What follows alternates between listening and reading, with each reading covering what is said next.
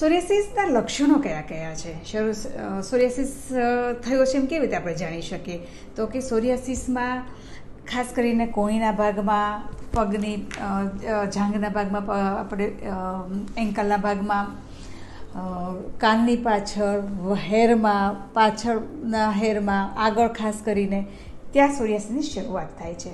શરૂઆતમાં રેડ કલરના ચકામાંથી થાય છે અને જો તમે એને ધ્યાન ના રાખો અને ધીરે ધીરે એ વધી જાય ત્યારે એ ચકામાં આખા શરીરમાં સ્વરૂપ ધારણ કરી લે છે અને એ સ્પ્રેડ થઈને તમારી શરીરની બધી જ ચામડી રેડ કલરના ચકામાંથી કરી દે છે. ચકામાં લાલ કલરના હોય છે, તમને બળતરા પણ થાય, ખુજલી પણ આવે, ખૂબ જ ખુજલો, તો ત્યાં બ્લડ પણ નીકળે છે, ખૂન અને ક્યારેક ક્યારેક પાણી અને પસતો ભાગ પણ નીકળે, એ ટાઈપનું આખું થઈ જાય છે. અને ઘણા સોરિયાસિસમાં એવું થાય કે ત્યાં તમારી ચામડી અને એની ઉપર સફેદ કલરના